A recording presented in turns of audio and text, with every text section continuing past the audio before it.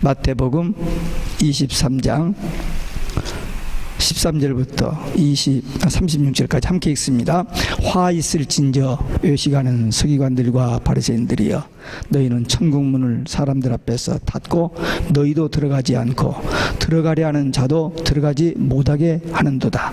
화 있을진저 외식하는 서기관들과 바리새인들이여, 너희는 교인 하나를 얻기 위하여 바다와 육지를 두루 다니다가 생기면 너희보다 배나 더 지옥 자식이 되게 하는도다.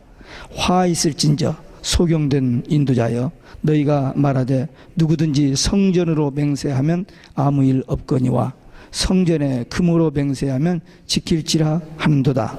우맹이요 소경들이여, 어느 것이 크뇨? 그 금이냐 금을 거룩하게 하는 성전이냐? 너희가 또 이르되 누구든지 제단으로 맹세하면 아무 일 없거니와 그 위에 있는 예물로 맹세하면 지킬지라 하는도다. 소경들이여, 어느 것이 크뇨? 그 예물이냐 예물을 거룩하게 하는 제단이냐? 그러므로 제단으로 맹세하는 자는 제단과 그 위에 있는 모든 것으로 맹세하며, 또 성전으로 맹세하는 자는 성전과 그 안에 계신 이로 맹세하며, 또 하늘로 맹세하는 자는 하나님의 보좌와 그 위에 앉으신 이로 맹세함이니라. 화 있을진저 외식하는 서기관들과 바리새인들이여, 너희가 박하와 회양과 근처에 11조를 드리되 율법에 더 중한 바 의인과 신은 버렸도다. 그러나 이것도 행하고 저것도 버리지 말아야 할지니라. 소경된 인도자여, 하루살이는 걸러내고 약대는 삼키도다. 화 있을진저 외식하는 서기관들과 바리새인들이여, 잔과 대접의 것은 깨끗이 하되 그 안에는 탐욕과 방탕으로 가득하는도다. 소경된 바리새인아, 너는 먼저 안을 깨끗이 하라. 그리하면 겉도 깨끗하게 하리라. 화 있을진저 외식하는 서기관들과 바리새인들이여, 회칠한 무덤 같으니 겉으로는 아름답게 보이나 그 안에는 죽은 사람의 뼈와 모든 더러운 것이 가득하도다. 이와 같이 너희도 겉으로는 사람에게 옳게 보이되 안으로는 의식과 불법이 가득하도다.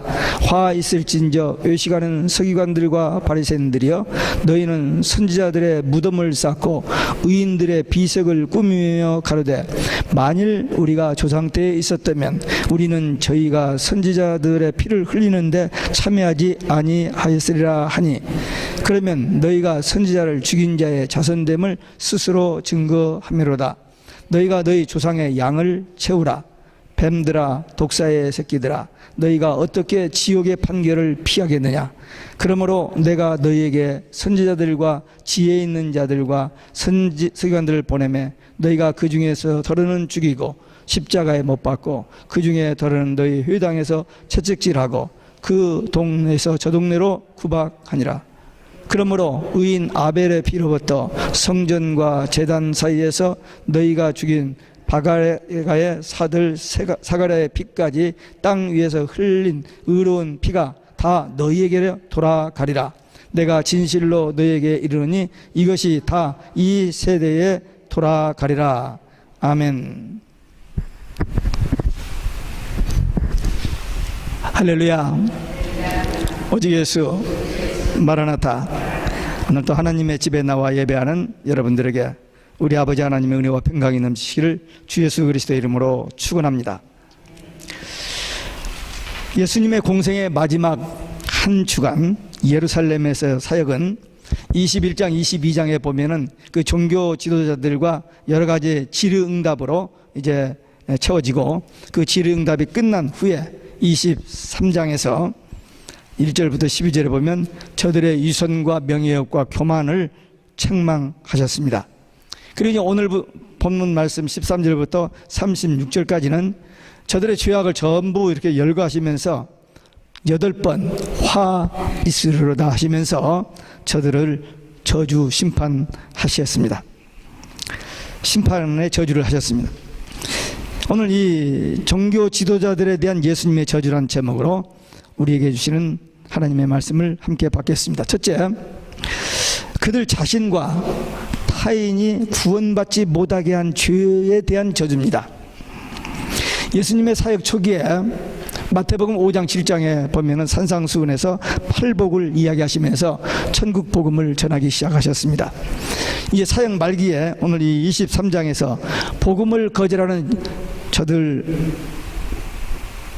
복음을 받지 않을 뿐만 아니라 복음 받는 다른 사람들에게까지 방해하는 이 종교 지도자들에게 8번에 걸쳐서 화 있을진저 그리고 저주하시고 심판을 선언하셨습니다. 다른 어떤 사본에 보면은 마가복음 12장 40절에 있는 과부의 가산을 삼키며 외식으로 길게 기도하는 자는 그 받는 판결이 더욱 중하리라, 이 말씀이 오늘 14절에 없음 그 자리에 채워지고 있습니다. 사본이 여러 종류가 있습니다. 근데 그 사본을 총 정리해서 이제 나온 우리 개혁자들이 본 킹제임스 성경에는 없음이 없어요. 다 있어요. 있는데 우리가 보고 있는 성경 중에는 어떤 다른 사본을 가지고 된 성경들이기 때문에 없음이라는 군데가 종종 있습니다. 예수님의 사역 초기에 팔복을 이야기하셨고 사역 말기에 팔화를 말씀하심으로써 아주 대조를 이루고 있습니다. 이게 복음의 양면성입니다. 복음을 받는 자는 복을 받고 저주, 구원과 영생과 천국이 있지만, 그러나 복음을 거절하는 자는 화를 받고 저주, 심판, 지옥이 있습니다. 우리가 잘 아는 요한복음 3장 16절, 성경 전체를 한 절로 요약한 작은 복음이라고 하는 그 3장 16절에 보면 누구든지 예수 믿으면 멸망치 않고 영생을 얻는다고 말씀하셨는데, 한 절 건너서 18절에 가면은 믿지 않는 자는 멸망 심판을 선언하고 있습니다. 이게 복음의 양면성입니다. 계시록도 마찬가지입니다. 계시록도 믿는 자에게는 주님의 재림의 약속이 나옵니다. 우리 믿는 성도들에게 최고의 약속입니다. 최고의 소망입니다. 그래서 영원한 복음이에요. 그런데 이 복음을 믿지 않는 자에게는 종말과 재림, don't like it, 싫어합니다. 계시록은 마귀와 적그리스도, 음료의 정체를 확실하게 드러냅니다. 밝힙니다. 그래서 계시록을 싫어하는 사람들이 많이 있습니다. 그러나 믿는 성도들에게는 더할 수 없는, 정말 우리의 신앙의 마지막 고를 향하여 청사진이, 맵이 이렇게 그려져 있는 영원한 복음이기 때문입니다. 이 본문의 종교 지도자들은 모세의 자리에 앉아서 율법 선생의 지위를 가지고 이 백성들에게 율법의 규례로 딱 찾고 있는 거예요. 그래서 자기 마음대로 이렇게 컨트롤을 합니다. 그래서 천국 문을 닫아버리고 백성들로 복음을 받지 못하고 예수님으로부터 멀어지게 반대하는 일만 골라서 했던 겁니다. 그러니까 저들은 화를 받고 저주를 받아 마땅한 그런 존재들이었습니다. 그러나 예수님께서 처음부터 그냥 참고 기다리셨어요. 예수님 탄생 때부터, 사역 초기부터, 맨 처음에 사역 갈릴리 나사렛에 가서 사역을 시작할 때 벌써 예수님을 낭떠러지를 끌고 가서 밀어뜨려 죽이려고까지 했습니다. 그리고 예수님이 사역할 때마다 모든 현장에 나타나서 질문하고 시비하고 모함을 했습니다. 그런데도 주님께서 참아주셨어요. 기다렸던 겁니다. 근데 이제 오늘 이 본문에 와서 마지막으로 예수님께서 저들에게 다 퍼붓는 것입니다. 15절에 보니까 교인 하나를 얻기 위해 바다와 육지로 다니다가 생기면, 이 말은 모든 수단과 방법을 다하여 저들에게 전도했다는 말이기 때문에 그 열심은 인정합니다. 그러나 그 열심이 하나님의 뜻이 아니었고 영혼을 사랑하는, 구원하기 위한 그 어떤 사랑의 동기가 아니라 그 이방인 개종자들을 교리와 형식으로 묶어서 자기의 그 세력 확장, 그리고 그들로 하여금 열심당원을 만들어서 배나 더 악한 일을 하게 하는 그런 무서운 죄를 범했던 것입니다. 이방인들은 본래 우상 숭배에 젖어 있는 사람들입니다. 거기다 유대교의 이 위선적인 종교 행위까지 더 보태주니까 더 악하게 된 겁니다. 이단 사이비들이 그렇습니다. 수단 방법을 다해서 사람들을 모아다가 잘못된 것을 가르쳐 가지고 나쁜 짓만 골라서 하게 하는 그런 일을 예수님 당시에 이 종교 지도자들이 했던 겁니다. 만남이라는 게 참 중요합니다. 우리가 인생을 살아갈 때 참 몇 가지 중요한 만남이 있습니다. 제일 먼저 예수님 만나는 겁니다. 그 만남에 있는 사람은 행복한 사람이에요. 우선 죄에서 해방, 하나님의 자녀, 천국 소망 가지고 하나님이 날마다 순간마다 동행하여 주시고 인도하여 주시니 얼마나 큰 복입니까? 이 만남이 있는 사람과 없는 사람의 차이, 너무나 큰 차이죠. 또 부모 잘 만나는 것도 참 중요합니다. 부부 만나는 것도 중요합니다. 좋은 선생 만나는 거, 좋은 목사 만나는 거, 좋은 친구 만나는 거 다 중요합니다. 만남이 그렇게 중요해요. 그런데 잘못된 이 교주, 잘못된 이 영적 지도자들, 종교인들 만나면 그냥 망하는 거예요, 함께.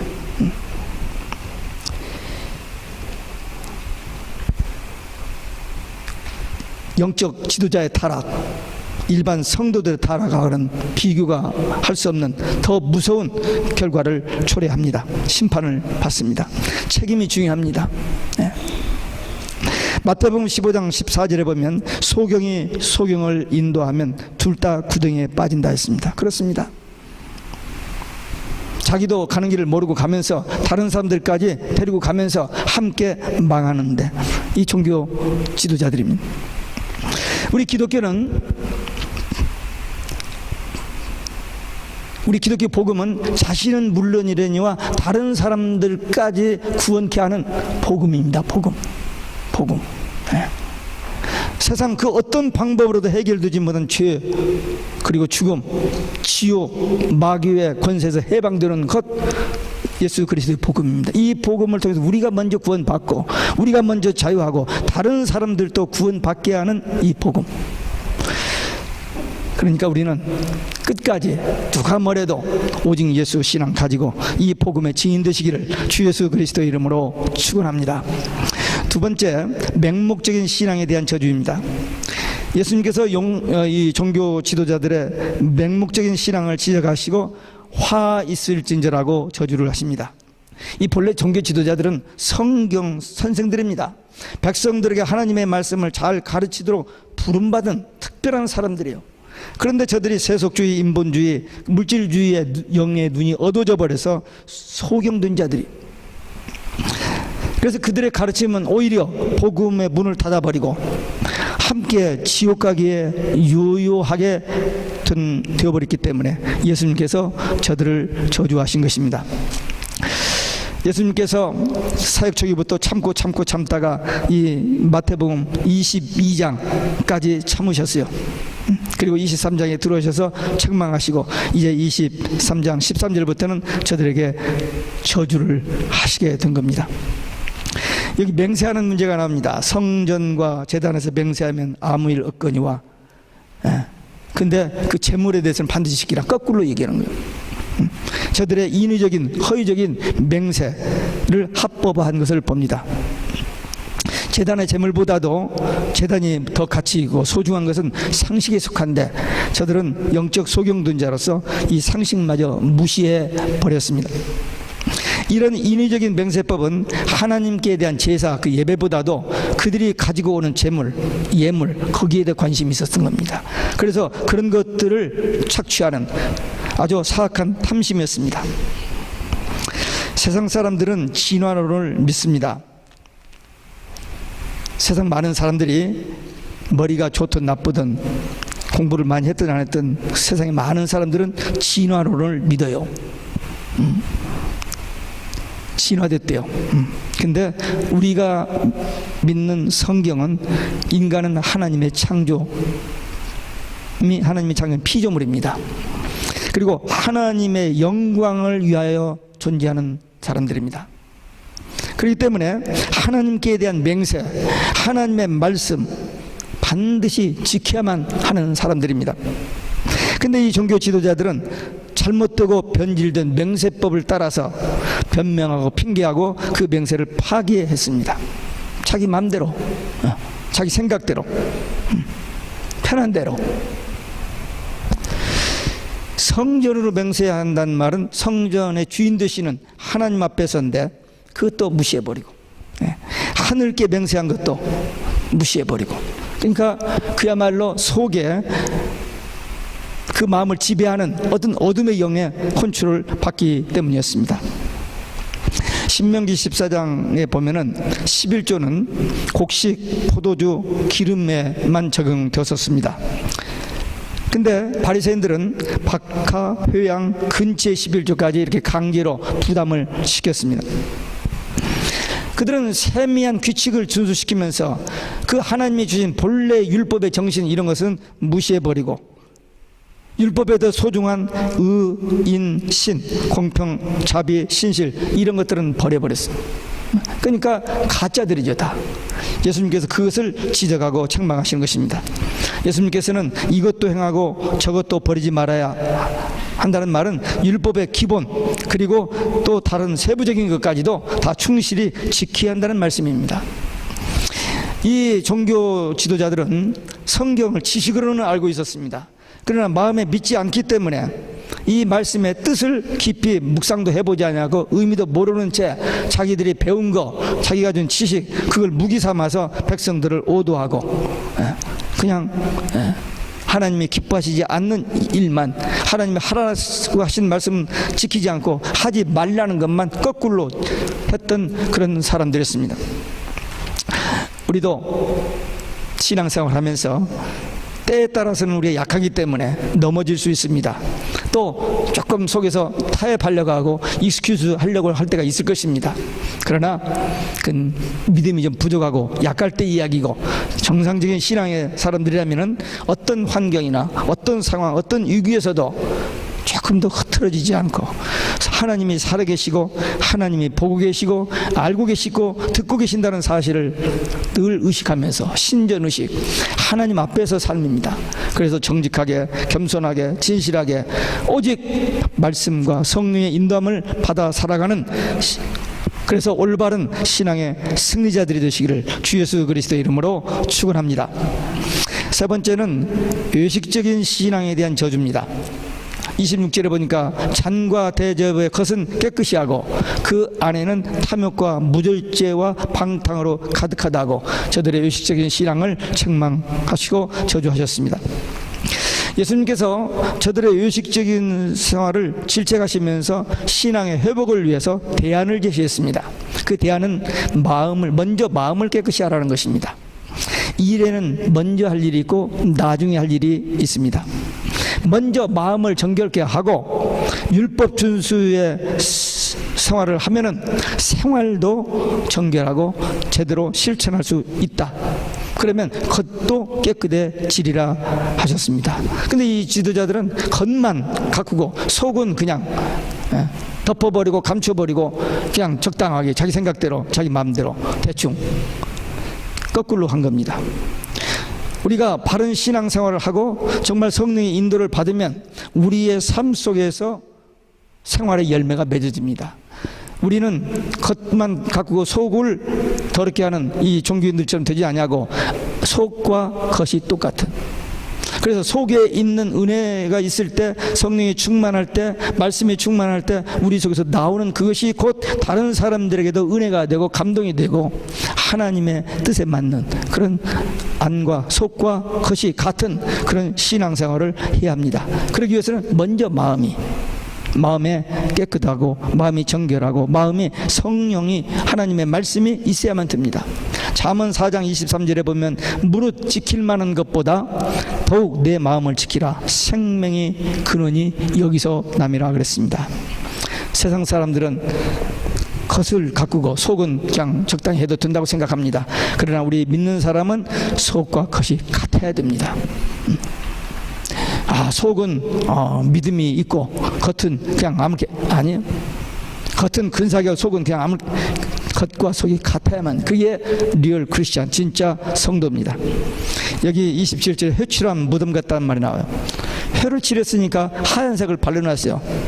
여기 우리 같은 잔디밭 무덤이 아니고 이 굴 이런 저기니까 겉은 깨끗해 보여. 그러나 그 속은 시체로 썩은 것으로 가득 차 있는. 근데 이 종교 지도자들의 부패한 마음이 이와 같다라고 지적했습니다. 아마 이 말을 듣는 저들이 굉장히 당황하고 굉장히 막 분노가 넘쳤을 겁니다. 왜? 자기들의 치부를 하나하나 다 드러내서 책망하시기 때문입니다. 그러나 저들은 사소한 그 외적인 것, 규칙 이런 것은 잘 지키면서, 그리고 스스로 정결하다고 성결하다고 자부하지만 그들의 속은, 그들의 영혼은 온갖 더러운 것으로 가득 차인 회칠한 무덤 같았던 것입니다. 이 사실을 의식하지 못한 거예요. 사람들은 의식하고도 무시해버렸고, 또 없는데도 있는 척 의식했던 겁니다. 오늘날 우리 크리스찬들 중에도 이럴 수가 있습니다. 없으면서도 있는 척하고, 없는데도 그냥 무시해버리고 살기 쉬워요. 근데 우리는 하나님 앞에서 정직하게 바로 살아야 돼요. 많은 것, 큰 것 안 가져서도 지극히 작은 믿음, 오직 예수 신앙 하나만이라도 바로 가지면은, 그러면 자기 말, 자기 생각, 자기 행동이 달라지게 되어 있습니다. 겉으로 정결하게 보여 이스라엘 백성들로 하여금 존경을 받고, 또 자기들이 거룩한 자로 이렇게 행세하려니는 모르지만 하나님은 다 보고 계시는데, 알고 계시는데, 이렇게 의식하는 그들에 대해서 예수님이 책망을 하신 정도가 아니라 아예 저주를 선포하신 것입니다. 유대 종교들 뿐만 아니라 오늘 현대 기독교인들 중에도 이런 사람들이 많이 있는데, 행여라도 이런 요식적인 신앙에 빠지지 말고 겸손과 진실과 온전한 마음으로 오직 예수 신앙으로 이웃에게 사랑을 베풀고 섬길 줄 아는 그런 믿음의 사람들이 되시기를 주 예수 그리스도의 이름으로 축원합니다. 끝으로 선지자를 핍박하고 죽인 죄에 대한 저주입니다. 29절 이하 36절까지 보면은 그들에 대한 마지막 저주의 선언입니다. 선지자들을 핍박하고 죽인 죄에 대한 이야기입니다. 마태복음 5장에 보면 팔복이 나오는데 8번째 복이 선지자의 반열에 서서 그 핍박받은 사람들, 복음 전하다가 순교한 사람들에게 복이 있다라고 말씀하셨는데, 여기서 선교자들 핍박하고 죽인 죄에 대해서 저주를 선포하고 계십니다. 선지자의 무덤을 쌓고 의인들의 비석을 꾸미는 사람들, 이것은 그 선지자들과 의인을 대한 존경의 표시입니다. 그러나 지금 자기들이 살고 있는 그 시대는 의인이여 선지자였던 세례 요한을 죽이고 참 메시아이신 예수님을 죽이려고 눈에 그냥 불을 켜고 있는 그들의 행위는 자신들의 위선된 모습을 가리고 선지자나 의인의 자취를 물려받은 것처럼 가장하기 위한 방편이었습니다. 자기들이 그 선지자들, 그들에 대한 어떤 존경심이나 그런 게 아니고 자기들의 허위적인 생활을 커버하기 위한 그런 방편이었습니다. 저들은 말합니다. 만일 우리가 조상 때 있었더라면 우리는 선지자의 피를 흘리는데 참여하지 않았을 것이라.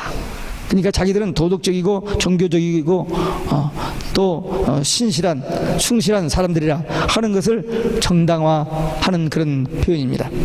근데 예수님은 너희 조상들이 시작한 죄악의 잔을, 죄 안에 양을 채우라 그랬습니다. 여기 두 가지를 암시하고 있는데, 예수님의 죽음, 다시 말하면 유대인과 그 종교 지도자들이 그 조상 때부터 그 선지자들을 죽여왔던 그들이 결국은 하나님의 아들이신 예수 그리스도를 죽이게 될 것을 암시한 것입니다. 또 심판이 임박했음을 암시합니다. 저울에 양이 부족하면 한쪽에다 조금만 더 어떤 그 올리면은 그 밸런스가 맞아서 양이 되기 때문에 이제 세일을 한다든지 어떤 그 분배를 한다든지 할 수 있습니다. 균형이 잡혀지기 때문에. 그러니까 죄의 양이 찬다는 것은 결국 선지자들이 죽을 짓만 해왔는데 이제 이들이 또 조금만 양을 더 채우면 결국 하나님의 심판이 임할 것이라는 그런 암시였습니다. 이 심판의 임박성은 마태복음 24장, 이 바로 다음 장에서 예수님께서 다시 감람산 위에 앉아서 제자들과 함께 앉으셔서 예루살렘 성을 내려다 보시면서 예루살렘 성전, 그 요란하게 잘 지은 성전, 제2성전이죠. 헤롯 왕이 46년 동안 수리했던 그 성전, 그 성전이 돌 하나 돌 위에 남지 아니하고 다 무너지리라, 그렇게 예언했고, 예루살렘 성이 불타고 또 이스라엘이 멸망할 것을 선언했습니다. 그것이 그대로 예수님이 말씀하신 대로 나중에 이루어집니다. 그러면서 이제 이 33절에 뱀들아 독사의 자식들아, 정말 과격한 언어입니다. 이 뱀 독사는 사탄 마귀입니다. 창세기 3장에 뱀이 등장하죠. 그게 마귀입니다. 계시록에 보면은 12장 9절과 20장 2절에서 옛뱀, 용, 사탄, 마귀 같이 동시에 취급합니다. 그게 마귀의 정체입니다. 하여튼 계시록은 마귀의 정체를 폭로합니다. 적그리스도 그리고 음녀의 정체를 폭로하는 책이에요. 여기 예수님께서 8번이나 화 있을 진저 하시다가 마침내 독사의 자식들아 너희들이 어떻게 지옥의 심판을 피하겠느냐라고 이제 마지막 선언을 하시게 된 겁니다. 예수님께서 이와 같은 언어를 사용하신 것은 그들이 마귀의 조종을 받아서 그 속에 악한 영이 들어있기 때문에 그들의 지시를 따라서 이제 악한 일만 골라서 하기 때문에 저들에게는 더 이상 구원의 가능성이 없고, 예수님이 그렇게 오랫동안 참으시면서 말씀했어도 저희들이 변화되지 않는 그들에게 이제 마지막 저주를 하신 것입니다. 세례 요한은 3장 1절에서 심판을 예언했고, 예수님은 이 23장 33절에서 심판을 선고한 것입니다. 뱀의 자식들, 독사의 자식들, 결국 멸망, 심판이었습니다. 의인 아벨의 피로부터 사가랴의 피까지 구약의 모든 선지자들의 피의 대가를 이 악한 이 유대 종교 지도자들에게 돌아갈 것을 선언하셨습니다. 그 말씀 그대로 예수님이 돌아가신 후에 AD 70년에 로마 군대에 의해서 이스라엘 성전이 돌 하나 돌이 남지 않고 다 무너졌고, 성전이 불타고 110만 명이 죽고 9만 7천 명 나머지는 포로로 잡혀가서 그야말로 구약교의 멸망, 이스라엘의 멸망입니다. 어떤 전쟁이 있을 때 조금 몇 사람 죽고 무슨 건물이 무너지고 그런 정도가 아니고 폭삭 완전히 처참하게 망해버렸습니다. 왜? 메시아이신 예수님을 거절하고 죽였기 때문입니다. 그리고 그들이 말이 스스로 했어요. 빌라도에게 재판을 받을 때에 빌라도가 이 예수님은 죄가 없다고, 나는 이 재판에 상관없다고 물로 손을 씻을 때에 제사장과 그 바리새인 종교 지도자들이 그 피를 우리와 우리 자손에게 돌리소서 그랬습니다. 그 말대로 예수님이 예언한 대로 저들이 원하는 대로 그대로 저들에게 심판이 이루어졌던 것입니다. 우리는 이것을 역사적인 사건을 통해서 다 보고 알고 있습니다. 그러면서 우리는 성경에 예언된 것을 알아야 됩니다. 마지막 때 역사의 종말과 심판, 재림이 있다는 이 사실을 우리가 가지고 있는 성경 끝에 잘 정리되어 있습니다. 그러니까 우리는 이것을 지식으로만 알고 그냥 내 생각대로, 내 어떤 기분대로, 나의 상식대로 종교 생활을 하면은 이들이 당하는 것과 같은 그런 처참한 일을 당하게 될 것이지만, 이 말씀을, 예언의 말씀을, 계시의 말씀을 믿고 그 말씀을 듣고 그 말씀을 간직하고 준비하면 마지막 때에 환난도 이기고 또 그리고 주님이 오실 때에 부끄럼 없이 신랑 되신 예수님을 기쁨으로 만난 정결한 신부들로서 천국에 들어가는 이 약속이 우리에게 있습니다. 오늘 우리는 이 말씀을, 이 마태복음 23장 참 어려운 말씀입니다. 예수님께서 이렇게까지 무섭게 책망하고 저주하신 이 말씀을 우리가 소화시키기 어려운 말씀입니다만은, 그러나 우리는 저들을 보면서 또 이 마지막 때 이런 사람들이 많이 지금 나오고 있잖아요. 얼마나 많은 종교 지도자들이 예수 밖에 구원이 있다라고 지금 하고 있습니까? 이걸 보면서 이 심판이 분명히 임한 것을 보고 우리 앞에도 이런 일이 있다는 것을 조금 더 의심하지 않고 믿고 준비해야 됩니다. 그래서 우리는 천국 복음 듣고 믿고 구원받은 하나님의 자녀들로서 주님 오시는 그날까지 이 천국 복음의 증인되는 그런 믿음의 사람들, 기도의 사람들 되시기를 주 예수 그리스도의 이름으로 축원합니다. 기도하시겠습니다.